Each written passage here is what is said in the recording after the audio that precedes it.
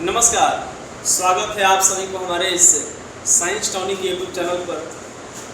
हम लोग आज एक इलेक्ट्रोस्टैट जो चैप्टर है आपका स्थिर विद्युत जो चैप्टर है उसका मोस्ट इम्पॉर्टेंट एक टॉपिक है जिसका नाम है वान डी ग्राफ जनित्र। यह एक प्रकार का करंट से चलने वाला मशीन है। उसी के बारे में हम लोग आज कंप्लीट देखेंगे कि क्या है, कैसे काम करता है, इसका बनावट क्या है, किस तरह से इसका सिद्धांत कह सकते हैं, मतलब प्रिंसिपल क्या है, कंप्लीट इसका आज हम लोग देखेंगे। सबसे पहले आपको हम कुछ इंस्ट्रूमेंट के बारे में समझाएं तो अपनी जगह पर हम आएगी। कहना क्या चाह रहे हैं थोड़ा सा ध्यान दीजिएगा। देखिए, अगर हम कहें कि पूरे 12th में अगर हम इंस्ट्रूमेंट की बात करें, यानी कि इंस्ट्रूमेंट के मतलब समझिएगा, इसमें मशीन के बारे में बात करें। इंस्ट्रूमेंट का मतलब या तो आप यंत्र कह सकते हैं, मशीन कह सकते हैं, आपका यह उपकरण हो सकता है। तो पूरे 12th में कुल मिला के अगर बात करें तो लगभग 8 या 10 इंस्ट्रूमेंट पढ़ना है। पूरे 12th के सिलेबस की बात करें तो 8 या 10 इंस्ट्रूमेंट पढ़ना है और आपके एग्जाम में यही 8-10 में से एक क्वेश्चन हर एक साल इंस्ट्रूमेंट से रहता है, चाहे वो इंस्ट्रूमेंट कोई हो। वान डी ग्राफ जनित्र हो गया, ट्रांसफार्मर हो गया, साइक्लोट्रॉन हो गया, आपका न्यूक्लियर रिएक्टर हो गया, कोई एक इंस्ट्रूमेंट आपको पूछ देगा। चाहे आपका गैल्वेनोमीटर हो गया, कोई पूछेगा एक। उसमें कई तरह से आपका खगोलीय सूक्ष्मदर्शी, खगोलीय दूरबीन हो गया, कई इंस्ट्रूमेंट पढ़ना है। सभी इंस्ट्रूमेंट को मिलाकर आपको बात करें तो 10 में से 8 या 10 में से एक क्वेश्चन हर एक साल रहता है। समझिए कि एक क्वेश्चन इसमें से आउट है, जिसमें आपको आज पहला हम कवर करेंगे जिसका नाम है वान डी ग्राफ जनित्र। हम लोग इसके बारे में पहले समझे कहना क्या चाह रहे हैं और थोड़ा ध्यान रखना है कि यही इंस्ट्रूमेंट के बारे में आपको हम बता दिए। और एक बात और समझिए बात को कि अगर कोई भी मशीन के बारे में होगा, चाहे कोई मशीन रहे, ट्रांसफार्मर हो, वान डी ग्राफ जनित्र हो, साइक्लोट्रॉन हो, तो आपको किसी मशीन के बारे में अगर पढ़ना है तो आपको बस 4 बातें सभी में कॉमन सोचना है। पहला सोचना है कि वह है तो है क्या, मतलब उसका परिभाषा सोचना है, डेफिनेशन क्या है, उसके बारे में हल्का सा लिखना है। फिर उसके बाद आपका कह सकते हैं सिद्धांत क्या है, किस प्रिंसिपल पर काम करता है, उसका सिद्धांत क्या है, प्रिंसिपल क्या है। उसके बाद उसका स्ट्रक्चर क्या है, बनावट क्या है, संरचना क्या है, और लास्ट में वह कैसे काम करता है, उसका वर्क प्रोसेस क्या है, क्रियाविधि क्या है। यही 4 बात हम लोग सोचते हैं। पहला आपको सोचना है तो है क्या। दूसरा सोचना है उसका सिद्धांत क्या है। उसके बाद सोचना है बनावट क्या है और फिर क्रियाविधि क्या है। यही 4 बात हर एक इंस्ट्रूमेंट में, चाहे कोई मशीन रहे, सब में यही सब सोचते हैं। और इतना अगर यदि आप सोच लेते हैं और सोचने के बाद आप इतना लिख देते हैं तो मैं गारंटी देता हूं कि आपका 5 नंबर कहीं जाने वाला नहीं है। 5 नंबर के मतलब समझिए कि 1% आपका हो गया। 1% एक क्वेश्चन आपको देगा। अब थोड़ी बात समझिएगा, इसमें हम लोग एक काम करेंगे, वान डी ग्राफ के बारे में हल्का समझाएं और आपको दो लेकर हम चलेंगे, क्या है और सिद्धांत। उसके बाद चलेंगे पूरे कंप्लीट बनावट पे और लास्ट में आपका चलेंगे क्रियाविधि पे। अब इस तरह से आपका कंप्लीट हो जाएगा। थोड़ी बात समझाएं आपको वान डी ग्राफ के बारे में। देखिए, इसमें नाम क्या है, वान डी ग्राफ। वान डी ग्राफ नाम से आपको क्लियर हो रहा होगा कि ग्राफ लगा हुआ है। नाम में ग्राफ लगा हुआ है तो आप सोच रहे होंगे कि एक अच्छा सा ग्राफ बनेगा, इस तरह से जैसे भी हो आपका इसमें एक ग्राफ बनेगा, मन में सोच रहे होंगे। लेकिन आपको बता दें कि इसमें कोई ग्राफ नहीं है। ये वान डी ग्राफ एक वैज्ञानिक का नाम है, अमेरिका के एक वैज्ञानिक हैं ये, और इनका ये नाम है। कि किसी में इसमें कोई ग्राफ, इसका मतलब इसमें नहीं है कि ग्राफ बनेगा, एक नाम है। गाँव में किसी का बुलेट नाम है तो उसमें स्लेटर फिट है कि स्लेटर मारेंगे पूरा गियर दबा के, उसमें ऐसा कुछ नहीं, ये एक प्रकार का नाम है। तो यह आपका वान डी ग्राफ एक वैज्ञानिक का नाम है। तो देखो, वान डी ग्राफ जनित्र में आपको ध्यान रखना है कि वान डी ग्राफ जनित्र में पहला सोचना है कि है तो है क्या, फिर इसका सिद्धांत सोचना है।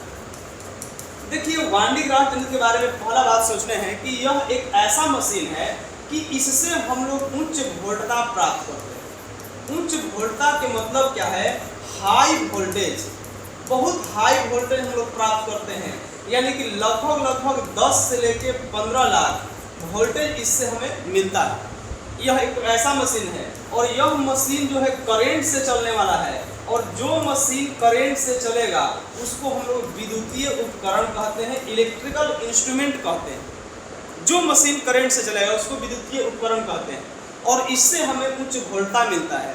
लगभग 8 से 10 लाख, 10 से 15 लाख वोल्टेज इतना मिलता है। अब तुम समझो ना बाबू, हमारे घर में करंट जो यूज के लिए आता है 220 से 240 वोल्ट होता है, वह 220 से मात्र 240 वोल्ट है, और हम लोग का भी 8 से 10 लाख वोल्टेज है, इतना मिलता है।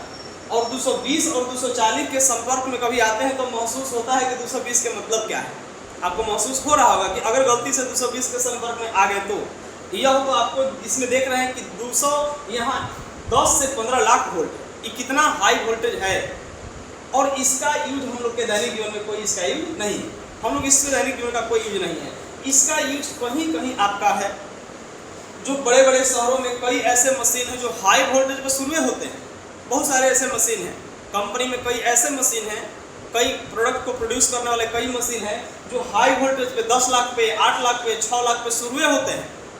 तो उस मशीन को स्टार्ट करने के लिए हम लोग यही वांडी ग्राफ जनित्र से वोल्टेज जो प्राप्त करते हैं, इस वोल्टेज की सहायता से उस मशीन को हम लोग स्टार्ट करते हैं।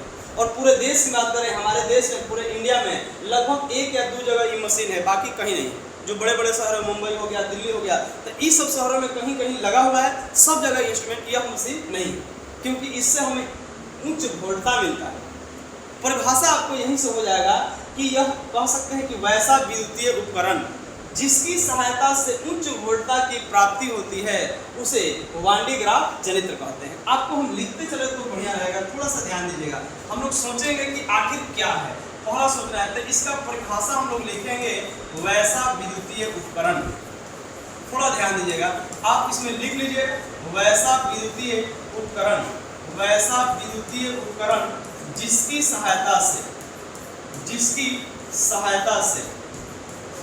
सहायता से उच्च वोल्टता की प्राप्ति होती है, उच्च वोल्टता की प्राप्ति होती है, उच्च वोल्टता की प्राप्ति होती है, वांडी ग्राफ जनित्र कहलाता है, वांडी ग्राफ जनित्र कहलाता है। अब देखो जनित्र कहलाता है, ये आपका परिभाषा हो गया। और इसका खोज आप समझ पा रहे हैं कि जो वैज्ञानिक हैं उन्हीं के नाम पर ये रखा गया है, मशीन का नाम, इनका नाम है वांडी ग्राफ। और यह खोज जो हुआ था 1930 ईस्वी में यह खोज हुआ था, 1930 ईस्वी में यह खोज हुआ था। और यही 1930 ईस्वी में खोज हुआ था वांडी ग्राफ अमेरिका के वैज्ञानिक हैं, अमेरिका के वैज्ञानिक हैं। और यही जो 1930 में खोज हुआ तो 1931 में इन्हीं के नाम पर इस मशीन का नाम वांडी ग्राफ जनित्र रख दिया गया। देखिए ये इसका परिभाषा हो गया। अब इसके बाद हम लोग को देखना है कि आखिर इसका सिद्धांत क्या है। इसका सिद्धांत की बात करें तो इसका 2 सिद्धांत है, बात लिख सकते हैं यहाँ पर। हम लिखेंगे इसमें यह निम्नलिखित 2 सिद्धांत पर कार्य करता है। हम लोग यहाँ लिखेंगे सिद्धांत देके डैश दे देंगे, तो लिखेंगे यह निम्नलिखित 2 सिद्धांत पर कार्य करता है, निम्नलिखित 2 सिद्धांत पर कार्य करता है, सिद्धांत पर कार्य करता है। पहला इसमें है क्या, पहला है इसमें थोड़ा ध्यान रखना इसमें कि कहता है कि खोखले गोले को आवेश देंगे, खोखले गोले को आवेश देने से, खोखले गोले को आवेश देने से, आवेश देने से, आवेश उसके सतह, आवेश देने से आवेश उसके सतह पर फैल जाता है, आवेश उसके सतह पर फैल जाता है। अब देखिए पहला इसका आपका इस सिद्धांत है, दूसरा भी लिख देते हैं तब आपको हम समझाते हैं। दूसरा कहता है कि नुकीले भाग का पृष्ठीय आवेश घनत्व अधिक होता है, नुकीले भाग का पृष्ठीय आवेश घनत्व अधिक होता है, पृष्ठीय आवेश घनत्व अधिक होता है, घनत्व अधिक होता है। देखिए इन्हीं 2 सिद्धांत पर यह मशीन काम करता है। कैसा है हम लोग देखेंगे इस मशीन के बारे में। देखिए यह 2 सिद्धांत पर काम करता है। पहला कहता है कि खोखले गोले को जब आवेश देंगे तो आवेश उसके सतह पर फैल जाएगा। देखिए बात समझना है, इसमें कहना क्या चाह रहा है, थोड़ा समझिएगा ध्यान से इसमें। देखिए समझिए, आपको मशीन दिखाएं तो समझाएं। इसमें हम लोग करते क्या है कि देखिए इसमें हम लोग एक खोखला गोला का प्रयोग करते हैं। एक गोला होता है, यह खोखला होता है, ये आपका सुचालक गोला रहता है। देखिए सुचालक गोला भी 2 तरह का है, हम लोग सुचालक गोला नहीं देखना है, सुचालक गोला। और इसमें एक होता है खोखला गोला, खोखला गोला, और दूसरा होता है आपका ठोस गोला। ठोस गोला की बात करेंगे इसमें आपका दूसरा ठोस गोला है, ठोस गोला। देखिए अगर खोखला गोला, खोखला माने बीच में खाली, अगर इसको हम आवेश देंगे तो आवेश इसके सतह पर फैल जाएगा क्योंकि बीच में खाली है। लेकिन यदि ठोस को देंगे, ठोस माने बीचों में भरल है, अगर इसको आवेश देंगे तो सतह पर तो फैलेगा ही, अंदर भी प्रवेश कर जाएगा। तो यहाँ से दो ऑब्जेक्टिव आता है, खोखले गोले को आवेश देने से आवेश सतह पर फैल जाता है, बी सतह के साथ अंदर भी प्रवेश कर जाता है, सी स्थिर रहता है, डी इनमें से कोई नहीं। तो खोखला गोला को आवेश देने से वह इसके सतह पर फैल जाता है, लेकिन ठोस गोला को आवेश देंगे तो सतह पर तो फैलेगा ही, उसके अंदर भी प्रवेश कर जाएगा। दो क्वेश्चन, एक और क्वेश्चन आ सकता है कि कुचालक गोला को आवेश देंगे तो आवेश स्थिर रहेगा क्योंकि कुचालक है, कभी नहीं जाएगा, स्थिर रहेगा। यही इसका पहला इसमें है सिद्धांत। क्या पहला सिद्धांत कहता है क्या, इसमें थोड़ा ध्यान दीजिए। इसमें पहला सिद्धांत यही इसका है इसमें कि यह एक प्रकार के खोखला गोला को आवेश देंगे तो आवेश उसके सतह पर फैल जाता है। माने जब खोखला रहेगा तो देंगे आवेश, इसके सतह पर ही पूरा दम समझिए कि फैल जाएगा। और दूसरा है नुकीले भाग का पृष्ठीय आवेश घनत्व अधिक होता है। माने नुकीला रहेगा, क्षेत्रफल जिसका कम रहेगा ओकरा पे आवेश खूब इकट्ठा होगा, बहुत ज़्यादा। जैसे मान लो हम कहें, इसमें आपको एग्जाम्पल के तौर पे समझाएं, थोड़ा ध्यान दीजिएगा इसमें। जैसे मान लीजिए हम इसी में कहें एग्जाम्पल के तौर पे, इसमें आपका इस तरह से हम फिगर एक ऐसा बना दिए, ऐसा फिगर बना दिए, तो आप ऐसा एक फिगर बना दिए, यह इसका क्षेत्रफल b है, इसका क्षेत्रफल a है, तो a का क्षेत्रफल कम है, इसका क्षेत्रफल ज़्यादा है, तो यहाँ क्षेत्रफल ज़्यादा तो आवेश कम, लेकिन क्षेत्रफल जहाँ कम होगा वहाँ खूब आवेश इकट्ठा होगा। ये पृष्ठीय आवेश घनत्व कहता है। मतलब नुकीला सेक्शन में ज़्यादा आवेश रहता है। ये आपका सिग्मा का फॉर्मूला पढ़े होंगे, Q/A, क्षेत्रफल के साथ सिग्मा उल्टा चलता है, क्षेत्रफल ज़्यादा पृष्ठीय आवेश घनत्व, और इसी के कारण आपका बिजली गिरने की संभावना बढ़ती है। जहाँ नुकीला सेक्शन होगा वहाँ बिजली गिरने का चांसेस बढ़ता है, जहाँ नुकीला सेक्शन होगा। इसलिए आप देखते होंगे कि तार के पेड़ पर ज़्यादा बिजली गिरता है, कारण तार का पेड़ में उसका पत्ता नुकीला है और ऊंचाई भी है। बिजली गिरने का दो रीजन है, एक ऊंचाई, दूसरा नुकीला सेक्शन। और तार में दोनों सी है। टावर में देखिएगा ऊपर एक नुकीला सेक्शन लगाया रहता है, क्यों कि बिजली गिरे नीचे उसको न्यूट्रलाइज कर दे। तो यही आपका कहता है नुकीले भाग का पृष्ठीय आवेश घनत्व अधिक होता है। चलिए इसमें दो प्रोसेस आपका है, फिर हम लोग इसका देखेंगे इसका आखिर फिगर कैसा है। थोड़ा देखिए इसमें बनावट में, देखिए यही इसका फिगर है। इसमें हम लोग एक खोखला गोला का प्रयोग करते हैं। एक काम करते हैं, पहले हम खुद बनाते हैं इसमें, तब आपको दिखाएंगे। इसमें हम एक खोखला गोला का प्रयोग करते हैं। एक खोखला गोला है, ठीक इसके बीच में एक घिरनी लगा होता है, और इस घिरनी के ठीक समीप सामने दूसरा घिरनी एक और लगा होता है, और दोनों घिरनी को हम लोग कुचालक फीता से जोड़ देते हैं। जैसे गेहूं पिसाने जाते हैं तो दो चक्का आपस में कनेक्ट होगा फीता की सहायता से, वैसे इसमें रहता है। यही ठीक घिरनी जो है, इसके ठीक बगल में वो तांबा का बना हुआ एक कंघी होता है K1, और नीचे एक और कंघी होता है K2। यही देखो यह आपका कंघी है, कंघी में नुकीला सेक्शन है, नुकीला है, क्षेत्रफल कम है, तो पृष्ठीय आवेश घनत्व ज्यादा होगा, माने आवेश यहाँ खूब इकट्ठा होगा। यह K1 है, और इस K1 को हम लोग कहीं ना कहीं वोल्टेज से जोड़ देते हैं, हाई वोल्टेज से, उच्च विभव से, मतलब इधर 220-230 करंट जाएगा। इसको घूमने के लिए हम लोग मोटर लगा देते हैं, यहाँ पर मोटर लगा देते हैं।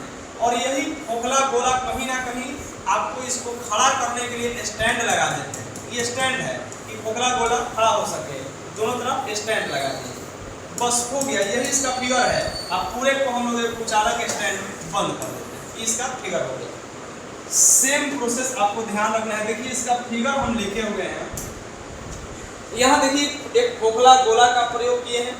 यहाँ ठीक बीच में एक घिरनी A है, फिर घिरनी B है, दोनों घिरनी को हम लोग जोड़ देते हैं कुचालक फीता से, और यह खोखला गोला को हम लोग स्टैंड पर रखते हैं, जिसको कुचालक स्टैंड है। यह आपका एक तांबा का बना हुआ, ये आपका कंघी लगा हुआ है K1, दूसरा कंघी K2 है, यह भी तांबा का बना हुआ है। K2 कंघी को उच्च विभव से जोड़ते हैं और K1 को खोखला गोला से, और यही खोखला गोला है। और देखिए यहाँ पर घूमने के लिए मोटर लगा हुआ है। ये इसका बनावट, ये इसका कह सकते हैं स्ट्रक्चर है, और इसी के अनुसार भाषा लिखते हैं। कैसे हम भाषा लिखें, एक बार सुन लीजिए।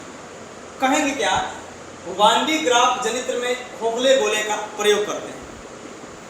खोखले गोले के समीप घिरनी A होता है तथा ठीक नीचे घिरनी B होता है। दोनों घिरनी को कुचालक फीता से जोड़ देते हैं। घिरनी ए के समीप कंघी केवल लगा होता है जो खोखले गोले से जुड़ा होता है, तथा घिरनी बी के समीप कंघी केटू लगा होता है जो उच्च विभव से जुड़ा होता है। घिरनी बी को घूमने के लिए मोटर लगा होता है। फिर संपूर्ण निकाय को कुचालक इस चैम्बर में बंद कर देते हैं। मैंने पूरे को हम लोग कुचालक में क्यों बंद करते हैं, आखिर क्यों लगाए हैं, सब मिलेगा रीजन। अभी सुनिए एक बार और। कहेंगे क्या कि वान डी ग्राफ जनित्र में एक खोखले गोले का प्रयोग करते हैं। खोखले गोले के समीप घिरनी ए होता है तथा ठीक नीचे घिरनी बी होता है। दोनों घिरनी को कुचालक फीता से जोड़ देते हैं।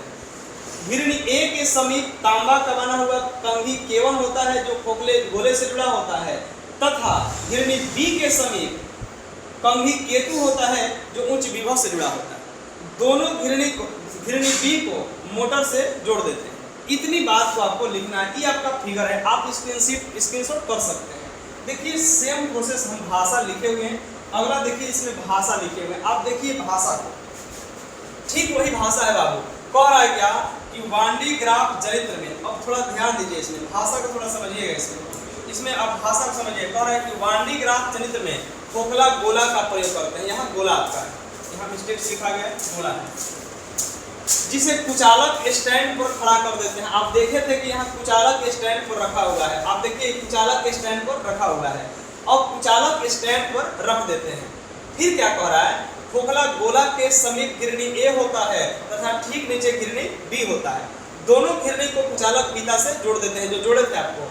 घिरनी ए से सटा हुआ कॉपर यानी कि तांबा का बना हुआ कंघी केवल होता है जो खोखले गोले से जुड़ा होता है। घिरनी बी के समीप यानी कि सटा हुआ कंघी केटू होता है जो उच्च विभव से जुड़ा होता है।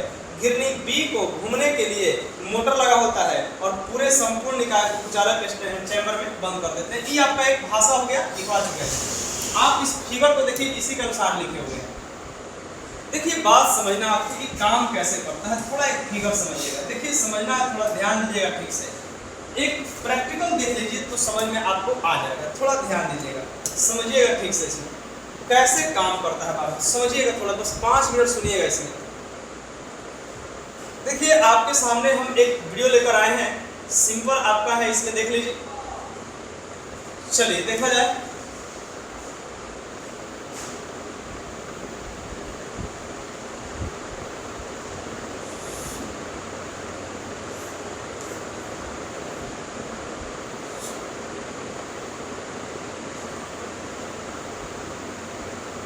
चलिए देखा है, समझिए बातों को। देखिए इसमें हम लोग कैसे है देख रहे हैं कि आपको इसमें देख पा रहे हैं कि यहाँ पर एक फीता का प्रयोग किया गया है। फीता का देखिए 2 गो घिरनी है, एक ऊपर गया एक ठीक नीचे गया। एक घिरनी ऊपर है, एक घिरनी ऊपर है, और देखिए यहाँ पर एक खोखला गोला सट गया है। एक खोखला गोला का प्रयोग किए हैं, दोनों घिरनी को कनेक्ट कर दिए। यह तांबा का बना हुआ ये कंघी है, यह देखिए यहाँ पर जोड़ दिए। ये घिरनी बी से सटा हुआ है और यहीं से देखिए इधर आपका करंट से जुड़ा होगा। इधर से कुछ करंट देना है, 220 230 देना है।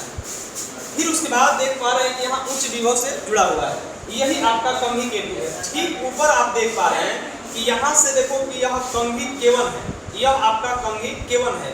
यह खोखला गोला से जुड़ा होगा, खोखला गोला से जुड़ा हुआ है। आप देख पा रहे हैं कि खोखला गोला से जुड़ा हुआ है।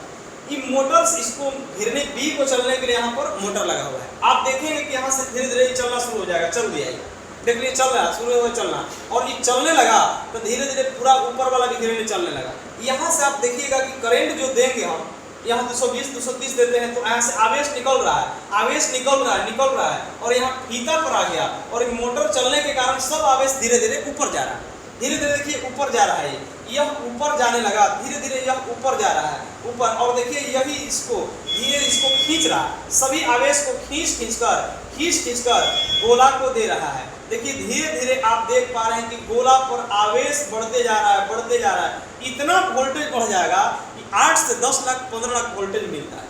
यही सेम प्रोसेस आपको यहाँ फिगर में समझना था। अब थोड़ी बात समझना है, आपको ध्यान रखना है। यही अब क्रिया विधि थोड़ा देख लीजिए। क्रिया विधि में क्या है कि यही लिखे हुए हैं कि बाबू समझना थोड़ा ध्यान से, बस लास्ट प्रोसेस है। हम लोग को देखना है कि यहाँ से जब करंट जोड़ते हैं तो यहाँ से आवेश निकलता है, यहाँ से आवेश निकलेगा, निकल के इस पर आएगा और यहाँ से मोटर चलने के कारण सब आवेश धीरे धीरे यहाँ पहुँचेगा और यह इसको धीरे धीरे इकट्ठा करते रहेगा। सेम प्रोसेस आप फिगर में आप देख पा रहे हैं। अभी जस्ट आप देखें, यहाँ से आवेश निकलता है क्योंकि यहाँ करंट देते हैं, धीरे धीरे सब निकलते यहाँ पहुँचेगा, इसको धीरे धीरे बढ़ाते रहता है और यही 8 से 10 लाख होगा तो इसको हम लोग लक्ष्य तक पहुँचा देते हैं। यह इसका ये प्रोसेस था। थोड़ा सा बस इसका क्रियाविधि देख लीजिए। देखो क्रियाविधि लिखे हुए हैं, कौन कह रहा है, वांडी ग्राफ जनित्र को क्रिया में लाने के लिए जब कंघी K2 को उच्च विभव से जोड़ते हैं तो आवेश कंघी की सहायता से कुचालक फीता पर पहुंचता है। मोटर चलने से यही आवेश कंघी K1 के पास पहुंचता, मतलब ऊपर जा रहा था, जिसे कंघी K1 खोखले गोले पर एकत्रित करते रहता है। यही प्रक्रिया अधिक समय तक कराने से खोखले गोले पर उच्च विभव की प्राप्ति हो जाती है। हमेशा ये लगातार कराते रहेंगे तो एक उच्च विभव मिलेगा, हाई वोल्टेज धीरे धीरे बढ़ते चल जाएगा, इस पर आवेश बढ़ते जाएगा बढ़ते जाएगा बढ़ते जाएगा, इतना ज़्यादा हो जाएगा कि इधर आपका 8 से 10 लाख वोल्टेज मिलेगा। यह पूरा कंप्लीट था वांडी ग्राफ जनित्र के बारे में। अब समझिए बातों को कि अब इसमें हम लोग पूरा क्वेश्चन देखेंगे कि आखिर खोखला गोला का भी प्रयोग क्यों किया।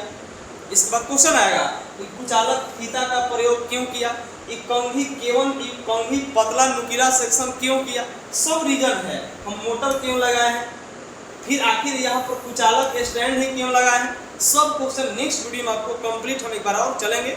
फिर 10 मिनट का वीडियो बनेगा, इसके बारे में सब समझाएंगे कि आखिर क्यों है, कैसे काम करता है, आपको पूरा हम कंप्लीट समझा चुके हैं, लिखवा भी चुके हैं। तो चलिए मिलते हैं नेक्स्ट वीडियो में। अगला फिर आते हैं फिर इसी से रिलेटेड आपका सब्जेक्टिव क्वेश्चन।